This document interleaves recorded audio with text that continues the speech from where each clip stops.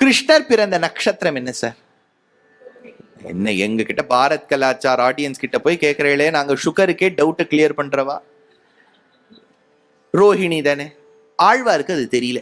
என்ன சார் அவரை போய் ஆழ்வாருங்கிறீங்களா, அது கூட தெரியல. he doesn't know Rohini. he knows Rohini but he won't mention Rohini. அவருக்கு கிருஷ்ணாவதாரம் நடந்த கிருஷ்ணாவதாரத்தை பாடுறோங்கிற எண்ணம் இல்ல. அவர் பாட பாட கண்ணெதிர்க்க கிருஷ்ணாவதாரம் நடக்கிற மாதிரியே இருக்கு. He relives and lives as if the avatara was happening right in front of his eyes. அதனால ஒருவேளை ரோஹிணியில இந்த குழந்தை பிறந்துடுத்துன்னு சொன்னா தேடிண்டே இருக்கக்கூடிய கம்சனுக்கு வேர் அபவுட்ஸ் தெரிஞ்சு போயிடும்னு ஒரு பயம். அதனால ஆழ்வார் என்ன பண்ணிவிட்டாராம், விஷயத்தையும் சொல்லணும், அதை மறைச்சும் சொல்லணும். அத்தத்தின் 10ஆம் நாள் வந்து தோன்றிய அச்சுதன் விட்டார். அத்தம்னா ஹஸ்தம், ஹஸ்தத்திலேருந்து 10வது நட்சத்திரம்னு விட்டார். என்ன சார் அதுலயும் தெரிஞ்சு போயிடும், ஏன்னா அதுல ஒரு குழப்பம் இருக்கு. இப்பவுமே இந்த ஏஜ் எல்லாம் இப்போ ஒரு கான்டெஸ்ட்ல வந்து 14 இயர்ஸ் லெஸ் தென் 14 இயர்ஸ்னா உடனே காலா வரும். சார் இன்னும் 2 நாள்ல ஹீஸ் கோயிங் டு டர்ன் 14. நீங்க எந்த டைம்க்கு வச்சிருக்கீங்களோ he's going to turn 14, what should we do? இப்பெல்லாம் கொஞ்சம் ஒரு மாதிரி ஸ்டெபிலைஸ் ஆயிடுத்து. அந்த காலத்துல ரிட்டையர் ஆன வாழெல்லாம் கேட்டேன்னா, என்ன சுவாமி 60ஆம் கல்யாணம் ஆயிடுத்தான்னு கேட்டேன். ஆக்சுவலி 2 வருஷத்துக்கு முன்னாடியே ஆயிடுத்து, இது ஒஃபிஷியல் டேட். அதுல ஒரு குழப்பம் இருக்கும், அது ஒன்று இருக்கும். ரெண்டாவது பல பேர் என்ன சொல்லிடுவானா, லெஸ் தேன், ரொம்ப மேத்தமேட்டிக்கலா போயிடுவா. மேத்ஸ்ல லெஸ் தேன் ஆர் ஈக்குவல் டுன்னு ஒன்று இருக்கு. அட்லீஸ்ட் அட்மோஸ்ட்க்கு சொல்லும் போது அந்த கொஸ்டின்ல அது வரும், less than or greater than, equal டுன்னு ஒரு கான்செப்ட். அதனால இவர் அத்தத்தின் 10ஆம் நாள்னா ஹஸ்தத்தை சேத்துண்டு 10வது நட்சத்திரமா, ஹஸ்தத்தை விட்டுட்டு 10 எண்ணணுமா. அண்ட் ஆல் தீஸ் நட்சத்திரஸ் ஆர் சைக்ளிக் இன் நேச்சர் இல்லையா. ஒரு மாசம் போயிட்டு திரும்பி அதே நட்சத்திரம் வரும். அப்ப சைக்கிள்ல பார்த்தேன்னா you can go anticlockwise, அதுல இருந்து 10 எண்ணலாமே. அதனால 4 காம்பினேஷன் வந்துருது. அதனால ஆழ்வார் போட்டு லிசனரை குழப்பி விட்டார். அத்தத்தின் 10ஆம் நாள்னார். ஏன்னா கிருஷ்ணர் மேல அவ்வளவு அன்பா. உடனே ஒருத்தர் கேட்டார், ஏன் சார் ராமர் மீது உங்களுக்கு வெறுப்பா? ஆழ்வாருக்கு ஏன் கண்ணன் மீது பற்றுங்கிறதுக்கு ஒரு வியாக்கியான பங்கி நான் சேவிச்சுடுறேன். இது கொஞ்சம் கடினமா இருக்கும், கடினமா உங்களுக்கு இருக்காது. தப்பி தவறி யாருக்காவது இருந்துடுத்துனா நான் அதை எக்ஸ்பிளைன் பண்றேன். ஏன்னா அது ஒருத்தர் ரொம்ப அழகா எழுதி வச்சிருக்கார் வியாக்கியானம். நான் என்ன சொன்னாலும் அதுக்கு ஈடாகாது. கிருஷ்ணாவதாரம் என்றால் ஆழ்வார்கள் எல்லாருமாக பரிவராயிருப்பார்கள்.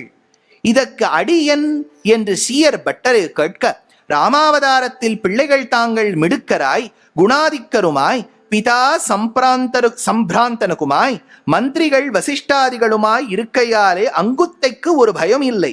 இங்கு வந்த பிறந்தவிடமோ சத்ருக்களுக்கு கிரகமாய் கம்சனிடம் பார்த்து நலியும் துஷ்ட பிரகிருதிகளை வரக்காட்டும் குரூரனுமாய் தமப்பன் இடையூனுமாய் ஊர் இடைச்சேரியுமாய் பிள்ளைகள் தாங்கள் தீம்பருமாய் காலம் கலித்தாளோடு தோள்கணியே இருக்கையா இருக்க என் வருகிறதோ என்று பரிவாலே ஆழ்வார்களாதிகளாலே காணும் என்று அருளி செய்தார். என்னவோ சொன்னீர் சுவாமின்னு கட கட கட கட கடான்னு ஏதோ எழுதின்னு வந்தது ஒப்புச்சுட்டீர். ஒன்றும் இல்லை, அவர் என்ன சொல்றார், ஏன் ராமன் மேல பெரியாழ்வாருக்கு கிருஷ்ணர் மேல இருக்கிற அளவுக்கு பிராவண்யம் இல்லைன்னு கேட்டதுக்கு பதில் சொல்றார். ராமர் பெரிய அரிஸ்டோக்ராட் இல்லையா, பெரிய ஃபுல்லா எல்லா பக்கமும் பவுன்சர்ஸ் எல்லாம் இருப்பா. அயோத்தியால அங்கங்க எல்லாரும் சிசிடிவி கேமரா எல்லாம் இருக்கும். குழந்தை இப்ப எப்படி இருக்கு, உட்வாட்ஸ் கிரைப் வாட்டர் கொடுங்க, ஏதாவது அழுதுதானே 4 பேர் கொண்டு வருவா. அங்கங்க செக்யூரிட்டி ரக்ஷகால்லாம் இப்படி ஸ்பியர்லாம் நின்றுட்டு இருப்பா. அப்பா பெரிய வீரர் அவர். தசரதர் சாதாரணப்பட்டவர், லாஸ்ட் ஸ்டேஜஸ்ல தான் கை காலில் விழுந்துட்டார். ஒரிஜினலி அவர் ரொம்ப பெரிய வீரர், வீராதி வீரர், சூராதி சூரர். போட்டோ எல்லாம் அங்க போட்டு வச்சிருக்காரு. இவர் எப்படி வாழெல்லாம் வச்சு இப்படி போஸ் எல்லாம் கொடுப்பார். நிறைய பேரோட சண்டையெல்லாம் போட்டிருக்காரு அவர். அதனால ராமருக்கு ப்ரொடெக்ஷன் ஜாஸ்தியா. அதனால அவர் மேல நம்ம இன்னும் மேல அன்பு வச்சு, இப்ப ஏற்கனவே ஒரு ஆத்த நல்ல சமிருத்தி இருக்குன்னு வச்சுக்கோ, நம்ம கல்யாணத்துக்கு வர போகும்போது ரிட்டர்ன் கிஃப்டை மறந்து போயிடுறா, விட்டுணும் அவ்வளவுதான். போன் பெட்டு மெனக்கெட்டு நீங்க நான் ஐ kept a return gift for you, it was reserved for you. அந்த டப்பாவை என்ன பண்ணிடுவா, நமக்கே திரும்பி கொடுத்துருவா நம்ம வாத்துக்கு போகும்போது. அதனால ஏற்கனவே ப்ரொடெக்ஷன் இருக்கிற ராமர் மேல இன்னும் என்ன பிராவண்யம் ஆழ்வார். ஆனா கிருஷ்ணருக்கு அப்படி இல்லையே. பிறந்த போதே மாமா கொல்லணும்னு நினைக்கிறார் இல்லையா. மாமாவே பெரிய he's hatching a plan to kill the child.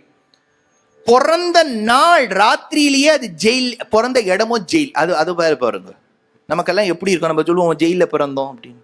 கிருஷ்ணருக்கு அது வேற. பகவத்கீதை சொன்ன கிருஷ்ணர் எங்க பிறந்தார்? ஜெயில், மதுரா ஜெயில் 303 அவரோட செல் நம்பர், அங்கதான் அவர் பிறந்தார். இதெல்லாம் கேட்டா ஆழ்வார் பாவமா இருக்கு கிருஷ்ணரை பார்த்தா. எப்பவுமே அம்மாக்களுக்கு 2-3 குழந்தை இருக்குன்னா எந்த குழந்தை ரொம்ப வீக்கா இருக்கோ அது மேலதான் அன்பு ஜாஸ்தி இருக்கும். அம்மாக்கு அப்படிதான்.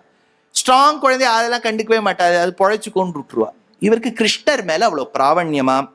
அதனால கிருஷ்ணர் பிறந்த அந்த அவசரத்தை பாட வேண்டும். அவசரம்னு சொன்ன ஞாபகம் வச்சுங்கோ, பிராச்சீன தமிழ்ல ஹரின்னு அர்த்தம் இல்லை, அவசரம்னா சந்தர்ப்பம்னு அர்த்தம். இவர் வந்த அவசரம்னா நம்ம அவசரம்னா நினைச்சுப்போம் அவசரமா வந்திருக்கார், இல்ல, அவசரம்னா சந்தர்ப்பம்னு அர்த்தம். அவர் பிறந்த அவசரத்திலே பாட வேண்டும். கிருஷ்ணர் எங்க பிறந்தார் வாழ்ந்தார்? அவர் ஃபுல்லா உத்தரப்பிரதேஷ். நாங்கள் விடுவோமா, அது வட இந்தியா.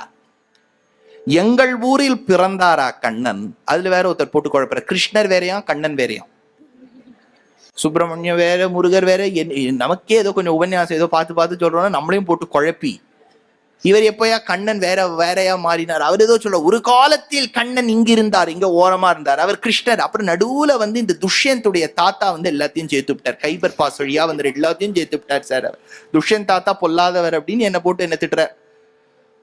எல்லாம் ஒண்ணுதான் சார். இது இது சொல்றவாழ நீங்க சரி சார், சங்க காலத்து தமிழ்ல இருந்து ஏதாவது ஒரு எக்ஸாம்பிள் சொல்லணும்னா, சங்க காலம் தமிழ்னா நமக்கு சங்கம் தான் தெரியும். அந்த ஒரு படம் அவர் நடிச்சாரு, அவர் வராக நதிக்கரை ஓரம், அதுதான் நம்ம சங்கம். அதுக்கு மேல ஒரு சங்கமும் நமக்கு தெரியாது. புறநானூறு அகநானூறுனா யார் சார் அந்த 400? கிண்டலுக்கு சொல்லல, you should be well informed.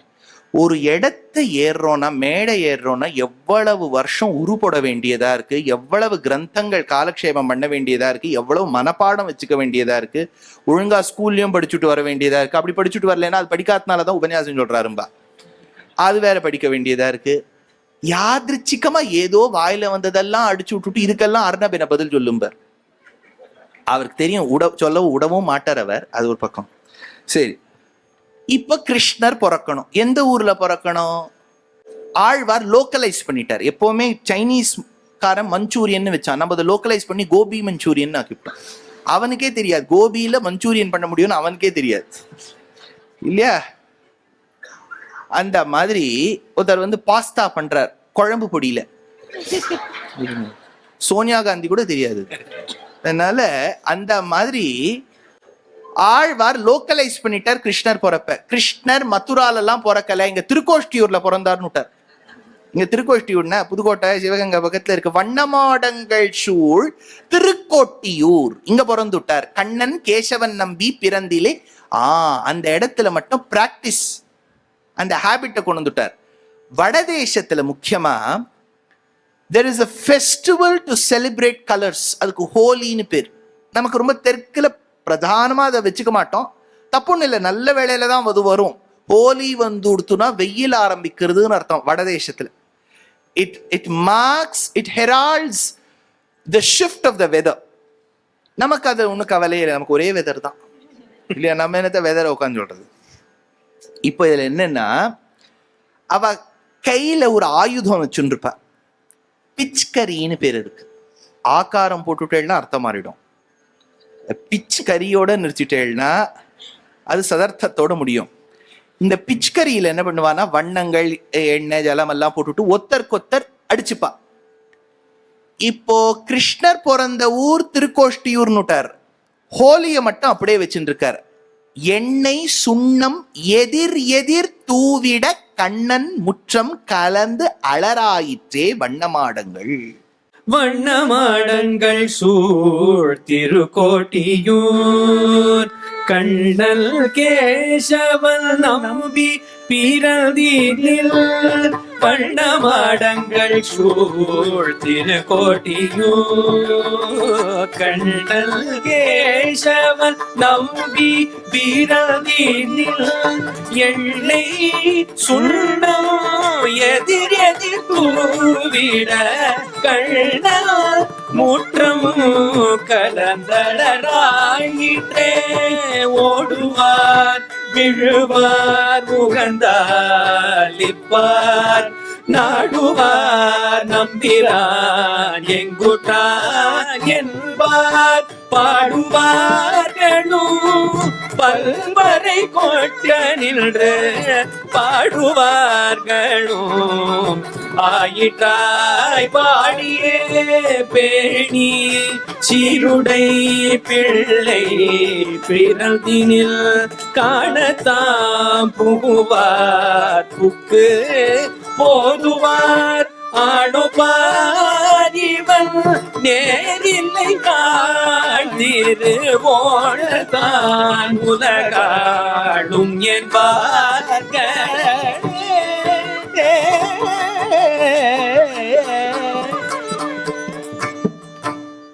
பிறந்த அந்த கண்ணனுக்கு ஒவ்வொன்னும் எப்படி அனுபவிக்கணும்னா பெரியாழ்வார்கிட்ட கேட்டு தெரிஞ்சுக்கணும். வேற எந்த ஆழ்வாரும் கண்ணனுடைய பிறப்பை இங்கனே அனுபவித்ததில்லை.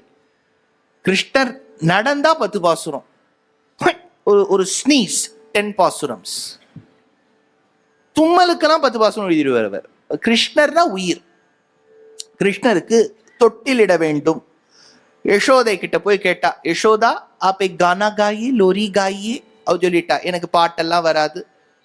சரி, யாருக்கு இதை அவுட் சோர்ஸ் பண்ணலாம் அப்படின்னு நினைச்சா உடனே ஏஐ ஆஸ்க் பெர்ப்ளெக்சிட்டியை கேட்டா. She was perplexed, so she asked. அது பதில் எடுத்து ஸ்ரீவில்லிபுத்தூர் கிட்டே ஒருத்தர் இருக்கார், பெரியாழ்வாருக்கு அவுட் சோர்ஸ் பண்ணிடுங்கோ. பெரியாழ்வார் இது பெரிய ஒரு ப்ராஜெக்ட்லாம் வந்துடுத்துன்னா ரொம்ப சந்தோஷம் அவருக்கு. அவர் ஒரு தொட்டில் கட்டினார், பியூர் கோல்ட்ல ஒரு தொட்டில். முன்னெல்லாம் கொஞ்சம் காப்பர் ஜாஸ்தி இருக்கும். நீங்க பழங்காலத்து நகையெல்லாம் எடுத்துட்டேன்னா 70-80% கோல்டு, பாக்கி 20%. அப்புறம் தான் 91.6%, 916 பாருங்க, அது ரொம்ப ஸ்வர்ணம் ஜாஸ்தியா எடுத்து. இவர் 100%ல பண்ணியிருக்காரு. இப்படி பண்ண முடியும்னு தெரியாது. Because unalloyed aurum is tough as per கோல்டோட ப்ராப்பர்ட்டி. அதுல கொஞ்சம் காப்பர் கலந்தாதான் பண்ண முடியும். ஆனா அவர் பண்ணியிருக்காரு. அப்ப ஏதோ மதுரையில தனி தச்சான் இருந்தான். மாணிக்கம் கட்டி பியூர் கோல்டா இருந்துடுத்துன்னு வச்சுங்க, அதுல ரொம்ப எடுபடாது. அதுல கொஞ்சம் அங்க you should bring the rubies of Myanmar, the sapphires of Sri Lanka, the emeralds of north frontiers and Afghanistan, the opals of Australia, அதெல்லாம் போடணும். மாணிக்கம் கட்டி, வைரம் இடை கட்டி, ஆணி பொன்னால், பியூர் கோல்ட், ஆணி பொன்னால் செய்த வண்ண, ரொம்ப காஸ்ட்லியா இருக்குமோ, சிறு தொட்டில், குட்டி தொட்டில். நம்ம தூங்குற மாதிரி இல்லை, குழந்தை தூங்குற மாதிரி சிறு தொட்டில். பேணி உனக்கு பிரமன் விடுத்தந்தான். நல்ல வேற ஆழ்வாரே பண்ணாரான்னு கேட்டேன். ஏன் மூங்கில் குடி அமுதம் ஏதோ குச்சியெல்லாம் வச்சுட்டு இருக்காருங்கிறீ, பிரம்மா கிஃப்ட் பண்ணிட்டாராம். மேல ஆழ்வார் அதிலேயே பாசுரத்துல எடுக்கிறார், பெருமாளுக்கு அரைஞான் கயிறை கொடுப்பதற்கு காபாலி ஈசன் விடுத்தந்தான். காபாலி சிவபெருமான் கிஃப்ட் பண்ணாராம், இந்திரன் கிஃப்ட் பண்றாளாம். சரி, இது தாலாட்டு. இன்னொரு பாசுரத்துல கிடக்கில் தொட்டில் கிழிய உதைத்திடும் ஆழ்வார். இது ஒரு பெரிய ஒரு $1 மில்லியன் கொஸ்டின். யசோதாவை எல்லாரும் இன்டர்வியூ பண்ண வந்தா. யசோதாஜி சிர்ஃப் दो ही सवाल है. அவ ஹிந்தியில பேசுவா. दो ही सवाल है, एक सवाल, आप कैसे इतने पतले हो गए? पोस्ट डिलीवरी वेट डालते हैं मदर्स. பொதுவா குழந்தையை ஈன்றெடுத்த பிறகு பெற்ற தாய் கொஞ்சம் வெயிட் போடுறது வழக்கம். இது உலகத்துல நடக்கிறது. நீ எப்படிமா மெலிசான? இது ரிவர்ஸ் ப்ராசஸா இருக்கு. அதுக்காகவாது நிறைய பேர் குழந்தைய பெற்றுப்பாள். மெலிசாரிய பிஃபோர் ஆஃப்டர் இந்த வெயிட் லாஸ் ப்ரோக்ராம் நீ எப்படி வெயிட்? அதுக்கு அவ சொல்றா, கிடக்கில் தொட்டில் கிழிய உதைத்திடும். இந்த குழந்தைய நான் தொட்டில போட்டா அதை உடைச்சிண்டு வெளியில வருது. எடுத்துக்கொள்ளில், சரி மடியில எடுத்து வச்சுக்கலாமானா மருங்கை இருத்திடும், பிடிச்சு நசுக்கிறது. உடுக்கி புல்கில் உதரத்தே பாய்ந்திடும், மேல வச்சா வயத்துல இடிச்சுன்னு கீழே நழுவுறது. இது பின்னாடி அலைஞ்சு அலைஞ்சு அலைஞ்சே என்னுடைய கேலரிஸ் எல்லாம் குறைஞ்சுடுத்தோ, மிடுக்கிலாமையால் நான் மெலிந்தேன் நங்காய். என்ன ஒரு கான்வர்சேஷன் பாருங்க, என்ன ஒரு அனுபவம். அது ஆழ்வார். மாணிக்கம் கட்டி வைரம் இடை கட்டி ஆணி பொன்னால் செய்த வண்ண சிறு தொட்டில். மாணிக்கம் கட்டி வைரம் இடை கட்டி ஆணி பொன்னால் செய்த வண்ண சிறு தொட்டில் வேணி உனக்கு பிரமல் விடு தந்தார் மாணி குரணனே தாலேலோ வையமளந்தானே தாலேலோ வையமளந்தானே தாலேலோ.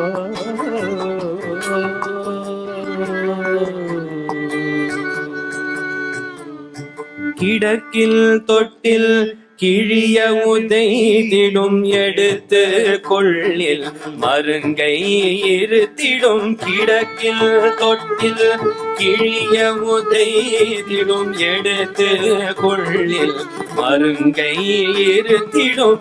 ஒடுக்கி புல்கில் உதரத்தை பாய்ந்திடும். மிடுக்கிலாமையால் நான் மெலிந்தே நன்காய். ஒடுக்கி புல்கில் உதரத்தை பாய்ந்திடும். மிடுக்கிலாமையால் நான் மெலிந்தே நன்காய்.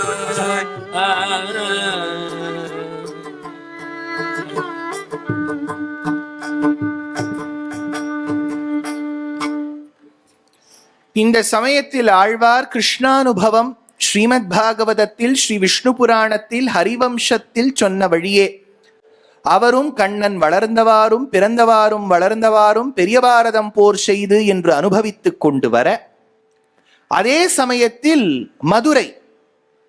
மதுரையை ஆண்டு வந்த மன்னனுக்கு ஸ்ரீமார ஸ்ரீவல்லபன் என்று பெயர். கிட்டத்தட்ட 9வது நூற்றாண்டின் முதற்பாதி. அவர் ஒரு நாள் தன்னுடைய சாம்ராஜ்யத்தில் மக்கள் பிரஜை எங்கனே இருக்கின்றார்கள் என்பதனை சோதிப்பதற்காக, தெரிந்து கொள்வதற்காக ஒற்றர்கள் மூலம் தானும் அவர்களோடு ஒற்றனோடு ஒற்றனாய் சென்றாராம். அப்போ ஒரு சுவாமி ஒரு ஸ்லோகம் சொல்லியிருக்கார். வருஷார்த்தமஷ்டௌ பிரயதேதமாசான் நிஷார்த்தமர்த்தம் திவசம் யதேத வார்த்தக்யஹேதோர் வயசானவேன பரத்ரஹேதோர் இஹ ஜன்மனாச்ச. அந்த ஊர்ல யாரோ ஒருத்தர் பேசியிருக்கார், ராத்திரி புலம்பிருக்கான்னு வச்சுக்கோங்க. அதை இந்த ராஜா கேட்கிறார். அந்த புலம்பினவர் என்ன சொல்லியிருக்கார், வருஷத்துல 4 மாசம் மனிதன் வேலை பார்ப்பது கிடையாது.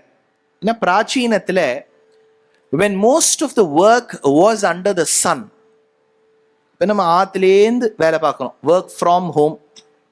பார்க்கும்போது வீட்டுக்காகவும் பார்க்கணும், ஒர்க் ஃபார் ஹோம் இல்லையா? அதுலேயே சந்திரன் மேல ரொம்ப பிராவண்யம் இருக்கக்கூடியவர் பண்ணுவது மூன் லைட்டிங்னு பேர். அப்படின்னு ரொம்ப சாமர்த்தியமா 4-5 தலைவர்களுக்கு ஒரே சமயத்துல வேலை பார்ப்பார். இதெல்லாம் இப்ப நவீனம். பிராச்சீனத்துல வேலை எல்லாமே சூரியனுக்கு அப்படின்னா you have to go out of your house and physically strive to get the work done. அந்த சமயத்தில் 4 மாதங்கள் மழை பெஞ்சுடுத்துனா வேலை பார்ப்பது கஷ்டம். அதனால்தான் சாதுர்மாசியம், சன்னியாசிகளுக்கு சாதுர்மாசிய காலம்னு சொல்றோம் இல்லையா, அந்த சமயம் கஷ்டம்.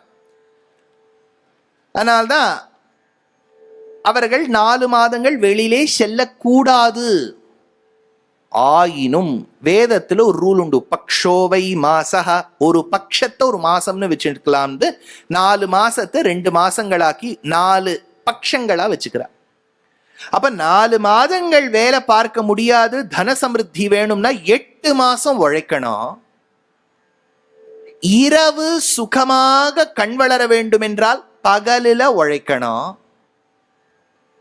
இப்படி இருக்கக்கூடிய காலகட்டத்தில் ஒருவன் மோட்சம் வேண்டும்னா இன்னைக்கே உழைக்க வேண்டாமான்னு அவர் பேசியிருக்கார். புரியுறதா அந்த கான்டெக்ஸ்ட் என்ன? ஒரு 8 மாசம் உழைச்சாதான் 4 மாசம் மழை காலத்தில் சுகமாக வாழ முடியும். பகலில் உழைத்தால்தான் இரவில் நன்றாக தூங்க முடியும். வயதான காலத்தில் most companies, I'm sure if they are limited companies, they have it. மாசம் சம்பளத்திலேருந்தே கொஞ்சம் ரூபாவை பிடிச்சுட்டு அவ அதுக்கு மேல கொஞ்சம் பங்கை போட்டுட்டு நம்ம ரிட்டையர் ஆகும்போது ப்ராவிடென்ட் ஃபண்ட் நீ சேர்த்து வச்சிருக்கோ இல்லையோ உன் பங்குலேருந்து நான் எடுத்து சேர்த்து வைக்கிறேன்னு கொடுக்குறா இல்லையா? வார்த்தக்கிய ஹேதோ, வயசான காலத்துல தனம் வேணும்னா இப்ப நீ சேர்க்கணும். அப்போ வயசான காலத்துக்கு இப்போ உழைக்கணும், சேர்க்கணும். ராத்திரியில தூங்கறதுக்கு பகல்ல உழைக்கணும். 4 மாசங்கள் சுகமா வாழ்வதற்கு 8 மாசம் உழைக்கணும். அப்படின்னா பரகதி மோட்சம் பெறுவதற்கும் நீ இப்போ உழைக்க வேண்டாமா அப்படின்னு அந்த ஏதோ ஒருத்தர் புலம்பிருக்கார். அதுல ராஜாக்கு முழிப்பு வந்துடுச்சு. வேக்கப் கால். இந்த ஒரு வேக்கப் காலை மட்டும் ஸ்னூஸ்ல போடவே முடியாது. இவர் என்ன பண்ணார், ராஜா ஒரு போட்டி, அவருக்கு ஒரு படித்த மந்திரி இருந்தார், அந்த மந்திரி கிட்ட சொல்லி ஒரு போட்டி வைக்கலாம். போட்டினா என்ன, நீங்க பெரிய ஜல்லிக்கட்டு அந்த மாதிரிலாம் இல்ல, வாத போட்டி. எல்லாரும் வந்து ப்ரூவ் பண்ணணும், பிரமாணங்களை வச்சு ப்ரூவ் பண்ணணும். எவன் ஒருவனை இப்போது உபாசித்தால் அடுத்த ஜென்மம் இருக்காது, அதுதான் போட்டியே. அதுக்கு நிறைய கண்டெஸ்டன்ஸ்லாம் அப்ளை பண்ணியிருந்தா அதுக்கு QR கோடெல்லாம் கொடுத்து எல்லாரும் அப்ளை பண்ணுங்கன்ட்டா, சிவகாசி சிவகங்கை எல்லா இடத்துலேருந்து அப்ளை பண்ணுறா, கேரளாலேருந்து எல்லாரும் அப்ளிகேஷன் போட்டாச்சு. இதுக்கு என்ன கிஃப்ட்? எப்போவுமே கிஃப்ட் தெரிஞ்சாதானே நம்ம அந்த கான்டெஸ்ட்கே போக முடியும். என்னுடைய ஆசீர்வாதங்கள் உனக்கு எப்பவுமே இருக்குப்பா அப்படின்னா யார் போவா? அதுக்கு ராஜா என்ன பண்ணி விட்டார், பொற்கிழி ஒன்று ஏற்பாடு பண்ணார். Golden casket filled with gold coins. இந்த பேங்க் ஆஃப் பரோடா அங்கே இங்கெல்லாம் கொடுக்குறா பாருங்க கோல்ட் காயின், அந்த மாதிரி போட்டு அதுக்கு நல்லா விலை வேற ஏறிட்டு இருக்கு. இப்போ நல்லா கோல்ட் காயின்ஸா போட்டு ஒரு பொற்கிழியில மேலே வச்சுவிட்டா. இந்த சூப்பர் சிங்கர் கான்டெஸ்ட்லாம் நல்லா பாடினா மேலேருந்து சாக்லேட்டா கொட்டுறா பாருங்க, சாக்லேட் ஷவர். சாக்லேட் தான் வளர ஷவர் பண்ண முடியும், இவர் கோல்டே ஷவர் பண்றீங்கிறார் பாண்டியராஜா.